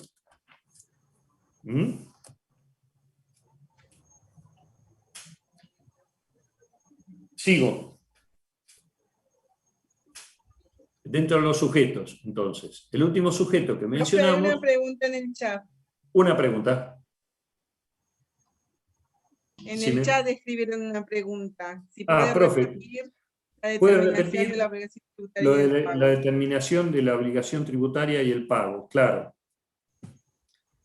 Claro. Los responsables del artículo 73, que son las sociedades de capital, las llamamos, son responsables del impuesto y de la obligación tributaria. ¿Y las personas humanas y sucesiones indivisas? El contribuyente individual, digamos. El contribuyente individual es responsable de determinar la materia imponible, pero no el impuesto. Es colector de información hacia los socios. ¿Qué les da? La materia imponible. Supongamos una sociedad al 50%, obtiene un resultado de 1,5 millones de pesos, esa empresa, esa sociedad de hecho, 1,5 millones de pesos, ¿cómo colecta información? 750.000 pesos para cada uno de renta de tercera categoría, que van a sumar a sus propias rentas. Por eso colector de información. No determina impuestos en esta categoría de empresa. ¿Por qué? Porque es sociedad de hecho, sociedad de personas. ¿Está claro? Esa es la distinción. Perfecto. Gracias. ¿Sí? Una pregunta, en el caso de explotación unipersonal también va a ser la persona, lo va a hacer como renta de tercera categoría, ¿no? Exactamente. Eso quiero que ustedes lo trabajen porque primero tienen que entender cómo es. Esta empresa que tiene este contribuyente individual es una empresa independiente. Es una empresa independiente que tiene un negocio, que alquila un local, que obtiene rentas y obtiene un resultado. Obtiene un resultado de tercera categoría, que los va a sumar a las otras rentas que obtenga. Es un sujeto independiente, por más que sea el mismo.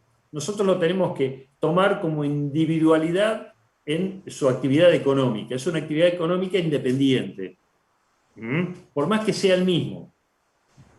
Nosotros debemos separar y distinguir dentro de su patrimonio y sus actividades que se atribuye a esa actividad, a esa tercera categoría. Claro, o sea, la empresa, digamos, sería como que la empresa paga impuesto a las ganancias por el hecho de ser sociedad de capital. Y el socio paga impuesto a las ganancias por el hecho de ser socio de esa empresa. O sea, las dos personas van a pagar ganancias. En el caso de la jurídica y el socio. En el ¿No caso tiene que ver el tipo de sociedad? Estás confundiendo el tipo de rentas. Ahora te lo explico. Sí, me decían. No, yo decía que en el caso de, como ella dice, sociedad de capital, no es la sociedad la que determina y la que paga el impuesto. Exactamente, por eso Y en mismo. los otros casos no, sería en el caso de sociedades de personas. Exactamente era lo que estaba confundiendo. Ah, ahí está, ahora sí. La sociedad de capital define su utilidad y el impuesto, y lo paga. ¿Mm? ¿Está bien? En la sociedad de capital, el contribuyente, ¿qué es? Es el tenedor de las acciones de esa sociedad. ¿Y qué es lo que percibe con la acción? Un dividendo. ¿Está bien? Porque quien obtiene la renta es la sociedad de capital y la que paga el impuesto es esta sociedad de capital. Cuando llega el cierre de ejercicio, ¿qué es lo que hace? Distribuye los resultados. Dentro de la distribución de esos resultados habrá dividendos. Con esos dividendos, suponiendo que hay dividendos en efectivo, esos dividendos los va a percibir ¿quién? El tenedor de acciones. Entonces esos dividendos van a estar sujetos al impuesto. Pero van a ser los dividendos los que están sujetos al impuesto, no el resultado del ejercicio de la empresa. El dividendo que percibe el contribuyente. ¿Está bien? Bien, claro, a mí me confundía cuando se ejemplificaba la empresa como pagadora del impuesto, digamos, y el socio que recibe esas acciones. Por eso me confundía. No, porque son dos tipos de empresas distintas. Son dos tipos de empresas distintas. Una es la empresa que tiene accionistas y la otra es la empresa de personas. La empresa de personas, como sociedad de hecho, no paga impuestos. Determina la materia imponible y atribuye esa materia imponible a cada socio. Esa es la distinción que tiene. Ah, perfecto. Gracias. Claro. Bien. Sigo. Profesor, hay una chica que quiere entrar.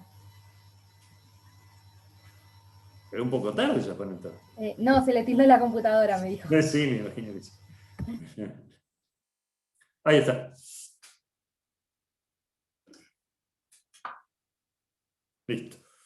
Adentro. Bueno, el otro sujeto, decíamos, personas humanas, personas, sucesiones indivisas, personas jurídicas,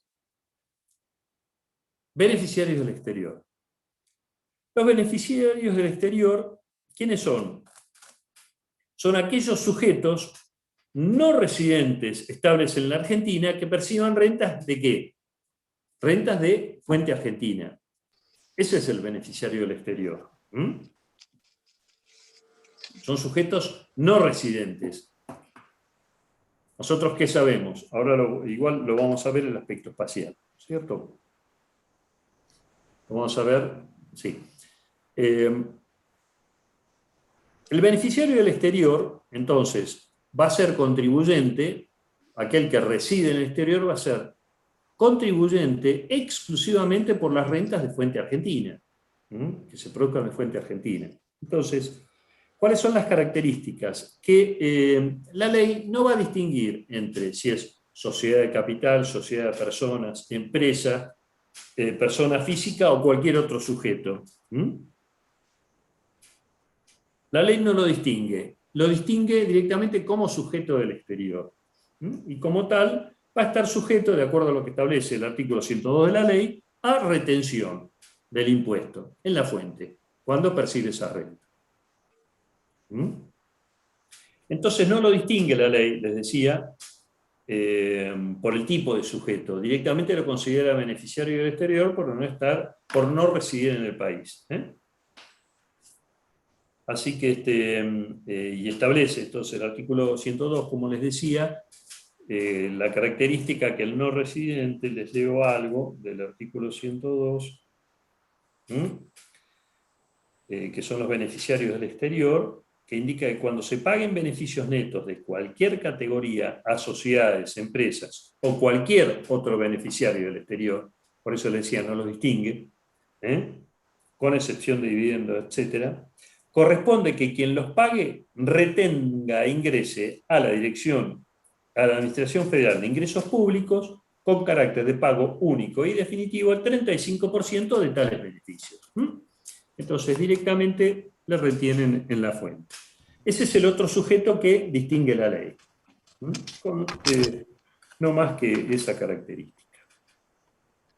Bien, con esto cerramos lo que serían sujetos y vamos a ir a los sujetos. Exacto, vimos con esto el aspecto objetivo, el objeto del impuesto, el hecho imponible, y recién vimos analizamos quiénes son los sujetos del impuesto. Ahora vamos a ver el aspecto espacial. ¿Qué es el aspecto espacial? Es el lugar donde se desarrolla ¿qué cosa? El hecho imponible, que es lo que estamos analizando.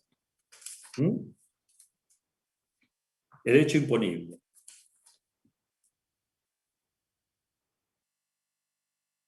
En forma simple, lo establece el artículo primero.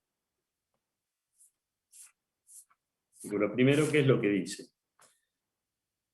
Todas las ganancias obtenidas por personas humanas están sujetos al impuesto de esta ley. Bien.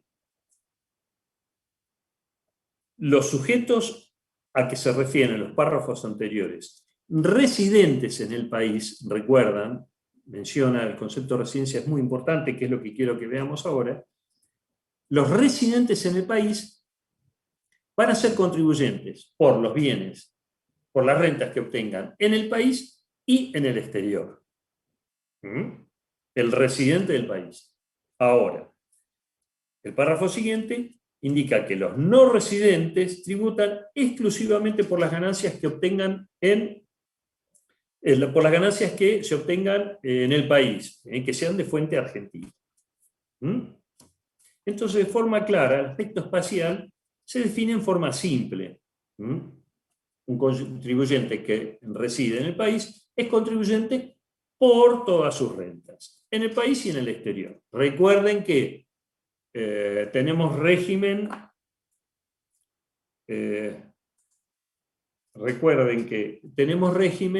de pago a cuenta para aquel que percibe rentas en el exterior para rentas análogas, ¿no?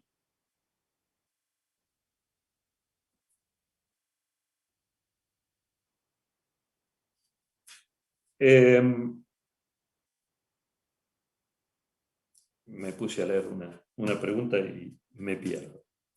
Le mencionaba, los del país tributan por la totalidad de rentas, exacto, con un régimen de pago a cuenta. Los del exterior solamente tributan por las rentas en el país. Ahora,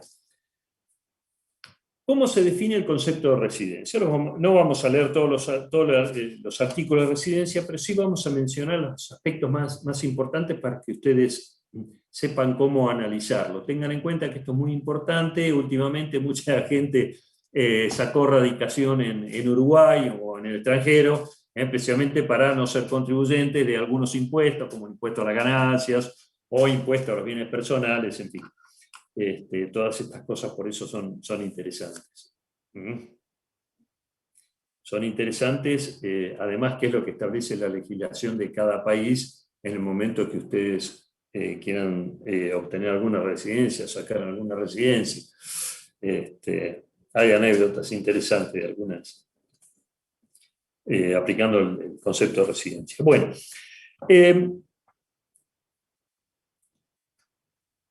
¿quiénes son los residentes del país? ¿Cómo consideramos un residente en el país? Los residentes, el artículo 116 menciono, les leo las partes, algunas más importantes. No lo sigan ustedes por la ley porque yo salteo cosas, pero sí les menciono para que conformemos de alguna manera cuando consideramos a un sujeto residente del país y cuando no. El inciso A del 116 establece a las personas humanas de nacionalidad argentina, nativas o naturalizadas, excepto que hayan perdido la condición de residente, en base a lo que establece el artículo 117. Artículo 117, lo vamos a ver después de este, es cuando la pierde la residencia. Entonces, las personas humanas de nacionalidad argentina, nativas o naturalizadas. El inciso siguiente menciona, las personas humanas de nacionalidad extranjera que hayan obtenido su residencia permanente en el país o que hayan permanecido en el mismo, o sea, dentro de la Argentina, con autorizaciones temporales otorgadas de acuerdo con las disposiciones vigentes en materia de migraciones durante un periodo de 12 meses, excepto determinadas condiciones. Entonces, el sujeto de nacionalidad extranjera que obtuvo residencia permanente en el país, lo consideramos residente de fuente argentina. Y aquella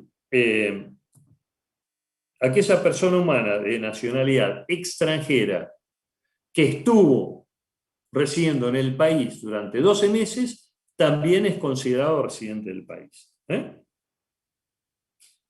Después, las sucesiones indivisas de estos dos artículos que recién mencioné, ¿no es cierto?, el inciso A y el inciso B, de la persona de nacionalidad argentina o la persona de nacionalidad extranjera que obtuvo la residencia en el país. Las sucesiones indivisas de estos dos sujetos que eran residentes del país también son consideradas residentes del país. Los sujetos comprendidos en el artículo 73, las sociedades, que son las sociedades constituidas en el país, las sociedades o empresas y explotaciones unipersonales ubicadas en el país, fideicomisos regidos por el Código Civil y Comercial del país. Todos estos los consideramos residentes.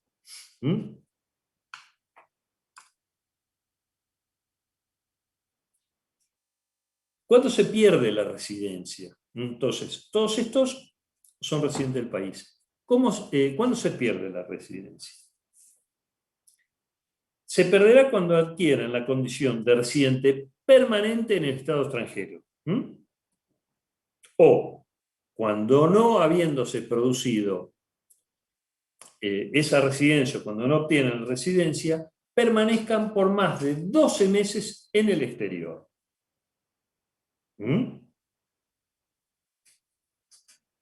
Estas son las características que hacen que pierdan la residencia en el país. ¿Puede repetir, profe, por favor? Bien.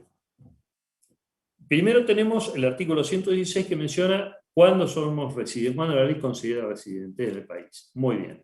¿Cuándo no los considera residentes? El 117. ¿Cuándo se pierde la condición de residente? Se pierde primero cuando se obtiene residencia en el exterior permanente, en un estado extranjero. O cuando no obteniendo esa residencia en el extranjero, estén fuera del país más de 12 meses.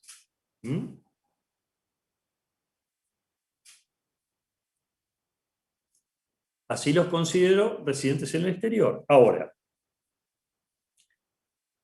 Gracias. El artículo 118 menciona algunos sujetos que son los representantes oficiales del Estado Nacional en el extranjero. Estado Nacional, Provincial o Municipal. Indica que, no obstante lo dispuesto en el artículo anterior, no perderán la condición de residentes por la permanencia continuada en el exterior las personas humanas residentes en el país que actúen en el exterior como representantes oficiales del Estado Nacional o en cumplimiento de funciones encomendadas por el Estado, provincial, municipal o nacional. Entonces, estos sujetos, estos representantes del Estado, en definitiva, por permanecer en el exterior, no pierden la condición de residentes, siempre son residentes del país.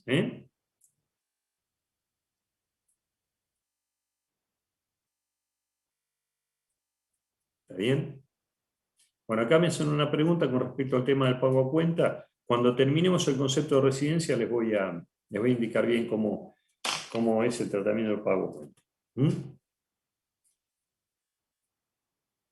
Entonces, mencionamos la condición para ser residente, cuándo se pierde la residencia y quiénes no pierden la residencia aún estando en el exterior. ¿No es cierto? Muy bien.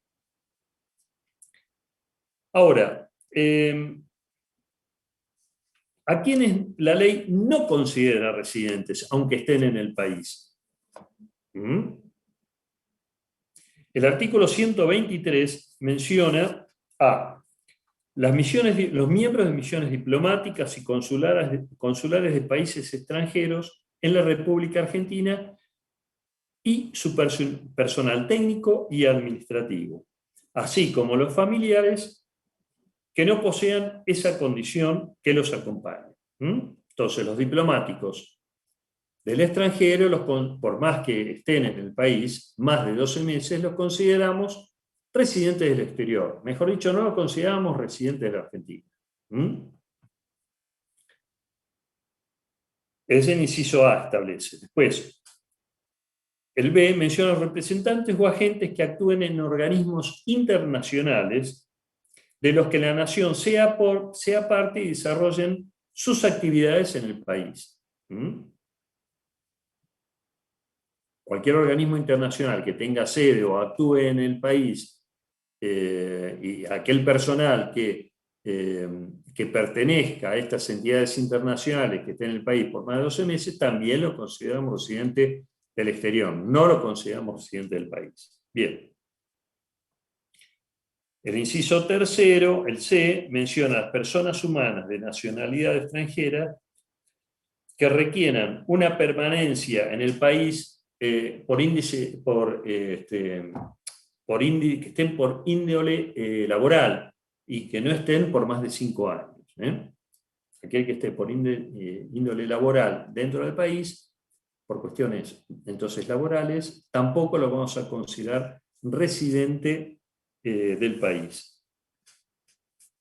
Pues tenemos el inciso siguiente, las personas humanas de nacionalidad extranjera que estén en el país con autorizaciones temporarias con la finalidad de cursar estudios terciarios, universitarios, de posgrado, etc. Todos estos sujetos no los vamos a considerar residentes del país, estos que recién mencioné. Con una aclaración importante, porque a nosotros se nos puede plantear esa cuestión. No son sujetos, no son sujetos, no. La ley no los considera residentes por las rentas que obtenga por estas características. Ahora, si el embajador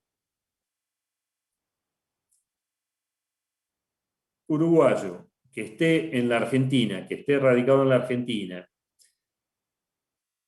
compra un inmueble y lo alquila y obtiene rentas por esa actividad, debe ser contribuyente por esas rentas. ¿Está bien? ¿Por qué? Porque obtiene rentas de fuente argentina. Entonces, todos estos contribuyentes, le pongo un diplomático por poner un ejemplo, pero cualquiera de estos contribuyentes que esté en el país, ya sea temporariamente o por alguna de estas condiciones, o de estos organismos internacionales que estén dentro del país, y que nosotros lo podríamos considerar residente, por aquellas actividades que desarrolle dentro del país y obtenga rentas de fuente argentina, va a estar dentro del objeto del impuesto. Lo va a contener el impuesto, lo voy a considerar sujeto del impuesto y va a tener que pagar impuesto como cualquier contribuyente. Una pregunta, ¿en ese caso sería beneficiario del exterior? Sería un beneficiario del exterior, exactamente. Sería un beneficiario del exterior.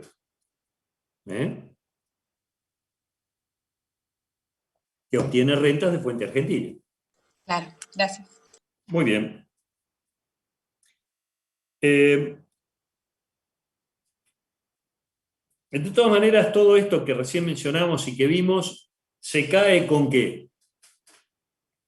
Porque hay gente que estudia todo esto y prepara todo esto y arma todo esto en base a lo que establece la ley para tratar de no ser residente, o busca paraísos fiscales, etcétera, a los efectos del pago del impuesto. O, en definitiva, ver qué es lo que conviene. Existe el artículo 122 que habla de doble residencia. Tengan en cuenta que todo esto ha sucedido, sucede ya hace muchos años. Por ejemplo, yo recuerdo mucho,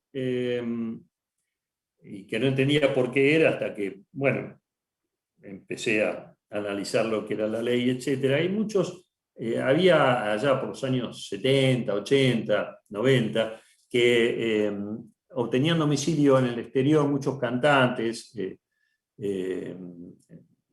fama internacional, ¿no es cierto?, que sacaban, me acuerdo en Inglaterra, en ingleses, que en Inglaterra eran muy caros los impuestos, entonces sacaban residencia en otros países, los efectos del pago del impuesto, entonces pagaban rentas menores. O hubo el caso que, ya más actual, hubo un contribuyente que era ruso, que había sacado domicilio en su barco, que tenía un barco muy importante, y mientras estaba en agua internacional no era contribuyente de impuestos. Esas son algunas anécdotas que les mencionaba, que han sucedido y suceden, entonces la legislación ha trabajado sobre eso a los efectos de tratar de que no se nos escapen todas las, no se escapen los contribuyentes, ¿no?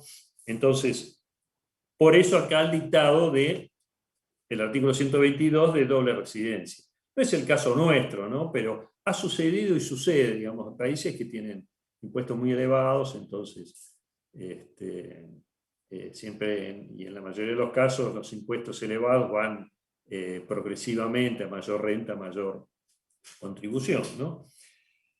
Entonces, bueno, el artículo de doble residencia menciona que en los casos en que las personas humanas que hayan obtenido la residencia permanente en un estado extranjero, como hoy lo vimos en el artículo 17, cuando obtienen residencia en un estado extranjero, o habiendo perdido la condición de residente en la República, fueran considerados residentes por otro país a los efectos tributarios y continúen residiendo, de hecho, en el Estado Nacional, o reingresen al mismo, al fin de permanecer en él, se considera que tales personas son residentes en el país cuando a. mantengan su vivienda permanente en la República.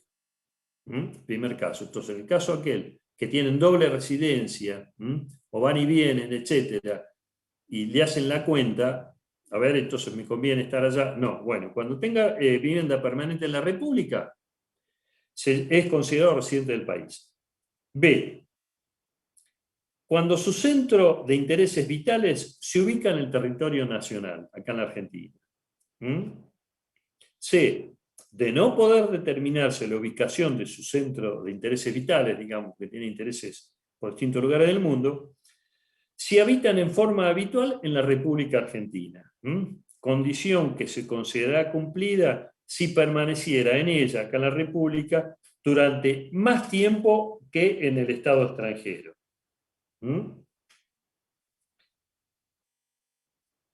Y D menciona que si durante el periodo que se refiere al inciso anterior, que cuando está más tiempo en el país que en el extranjero, y el Estado extranjero que les otorgó la residencia, cuando sean de nacionalidad argentina. Cuando sean de nacionalidad argentina y estén más tiempo, ¿no? Más tiempo en el extranjero, si es de nacionalidad argentina, lo consideramos residente del país. Esto habla de aquellos que obtienen doble residencia, cuáles son las condiciones que se deben dar para que la ley lo considere residente del exterior.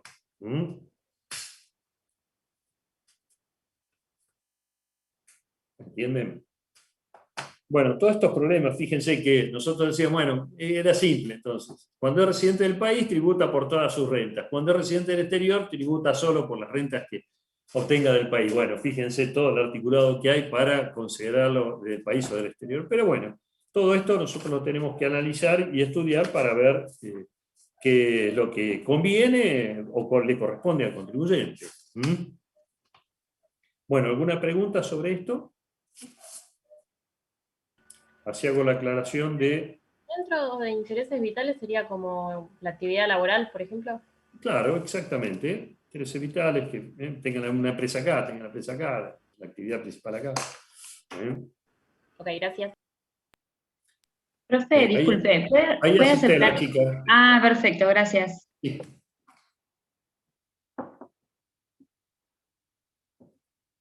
Bueno, les voy a hacer una aclaración que por ahí me habían preguntado, lo que era el pago a cuenta.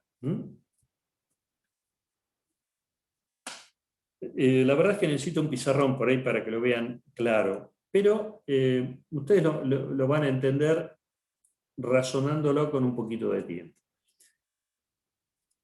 El contribuyente del país, el residente del país, es contribuyente por todas sus rentas. Las que obtenga en el país le sumará las del exterior y en base a eso tributa el impuesto. Resulta que el contribuyente tiene solo rentas en Estados Unidos y tiene renta del país, y en Estados Unidos solamente una renta, pero tiene un inmueble en alquiler. Muy bien. Entonces, tributo o impuesto a las ganancias en el exterior por 200 pesos. ¿Sí? Esos 200 pesos los puede tomar a cuenta. ¿Por qué? Porque fue impuesto a las ganancias. Un impuesto análogo, así lo establece la ley, por impuestos análogos. Entonces, el contribuyente del país va a sumar la renta que tenga del país más las rentas por el alquiler en Estados Unidos, y sobre eso va a pagar un impuesto. Si ese impuesto, sumado a las rentas, da, vamos a suponer que le dé 1.000 pesos ese impuesto, sumando las dos rentas, renta del país más del exterior, 1.000 pesos. Ahora, si ese impuesto, a esas rentas le voy a sacar la renta del exterior y me da 700 pesos. Yo le saco la renta del exterior, entonces la renta del país solamente le determino el impuesto y dio 700 pesos. Muy bien. ¿En cuánto se incrementó la obligación fiscal? Por incluir las rentas del exterior, que dio 1.000 pesos. Se incrementó en 300 pesos, ¿sí? La totalidad de las rentas da 1.000 pesos. Solamente por las rentas del país da 700, o sea, por las rentas del exterior, por incorporar la renta del exterior, el incremento de la obligación fiscal fue de 300 pesos. Ahora, en Estados Unidos, el impuesto análogo, que fue impuesto a las ganancias, fue de 200 pesos. ¿Cuánto puedo computar a cuenta? 200. Exactamente. ¿Por qué? Porque es hasta el monto del incremento de la obligación fiscal. Acá no tenemos problema. Ahora, supongamos que en este mismo caso, en el exterior, pagó 500 pesos. Impuesto análogo, impuesto a las ganancias. ¿Cuánto puedo computar a cuenta? 300. 300 pesos. ¿Está? Entonces, lo que yo puedo, que el contribuyente va a poder computar como pago a cuenta es hasta el incremento de la obligación fiscal por haber incorporado esa renta. Entonces yo al incorporar la renta de Estados Unidos, el impuesto en la Argentina subió en 300 pesos. Bueno, hasta 300 pesos puedo computar a cuenta. Eso es lo que significa el pago a cuenta y el monto del incremento de la obligación fiscal, como lo establece el artículo primero. Ustedes háganlo el ejemplo, escríbanlo, es una cuestión matemática de todas maneras, pero tengan en cuenta que a los efectos de la determinación, por ejemplo, yo cuando determino, hay varios contribuyentes que obtienen rentas de fondos, del exterior, etc., les aparecen en las liquidaciones, cuando le liquidan dividendos, etc., aparece un tax, equivalente de impuesto a la ganancia. Entonces ahí ustedes deben hacer este cómputo, a ver hasta cuánto pueden computar a cuenta. Bueno, ¿qué más? ¿Qué más? Si no, damos por terminada la clase. Vamos a ver entonces si se desconecta. Bueno, háganme consultas con respecto a esto que vimos. Si no tienen consultas, se desconectan. Me voy a quedar con aquel que haya tenido problemas, etcétera, a los efectos de la incorporación. Reitero, no tengo todavía el listado definitivo. Tengo el primer listado, pero como se agregaron alumnos, tengo el listado definitivo. Y bueno, también tengan en cuenta que la clase que viene es semana de examen, así que no tenemos clases. La semana que viene es semana de examen. Así que las clases van para el otro martes. Profe, y el otro martes, cuando tengamos, ¿por qué tema vamos a seguir? El próximo martes nosotros vamos a dar, creo que arrancamos con imputación al año fiscal.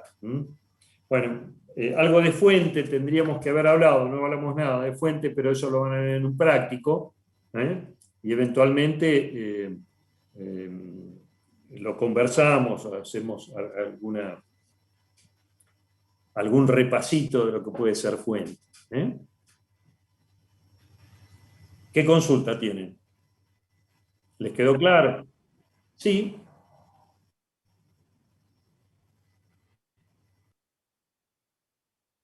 Sí.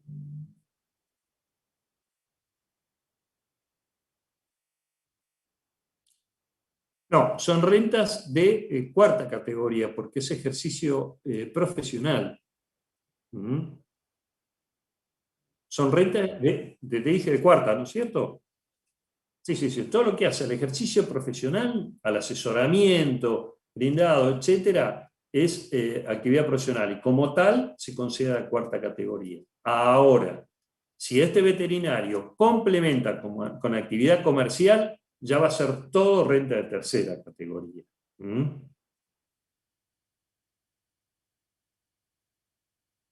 Sí, sí, sí. Son empresa unipersonal, renta de tercera categoría, va a definir todas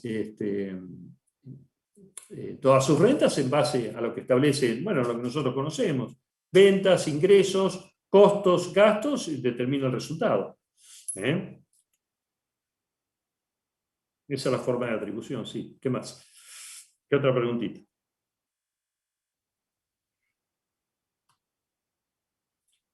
Bueno, todos me han pasado entonces los legajos y los apellidos, porque yo voy computando por clases. Así que, bueno, ¿ninguna otra pregunta? Nada, toda una clase clara fue simple. Bueno, fantástico entonces. Bueno, vayan desconectándose y seguimos seguimos la próxima clase. Entonces, no el martes que viene, sino el otro. Yo creo que tampoco práctica va a haber, después voy a hablar con los ayudantes, pero claramente los exámenes se toman el día jueves, se toman el martes y el jueves, así que lo que hace impuestos, bueno, ustedes no tienen que dar impuestos, pero darán otras materias, así que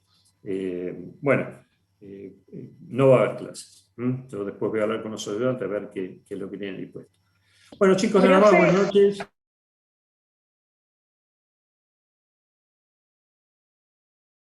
Puesto a las ganancias y los bienes personales, pero no es del que usted recomendó, sino de un tal Oscar Fernández. No sé Oscar si Fernández. Sí, sí. ¿me servirá eso? Sí, sí, claro que sí. ¿Está actualizado? ¿Está actualizado? Sí, dice 30 de abril 2020, de un profesor de la UBA es. 30 de abril del 2020, el año pasado.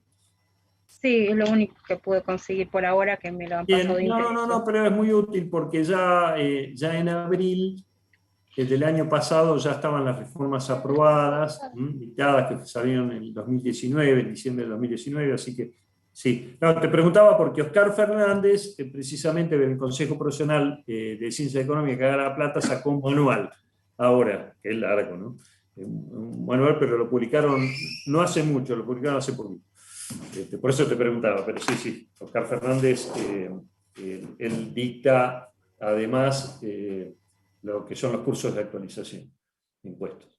Listo, buenísimo, Sí. muchas gracias, Bueno, profesor. perfecto. Que tenga una buena semana. Gracias, chicos, igualmente. Buenas noches. Gracias. Adiós, adiós. Gracias.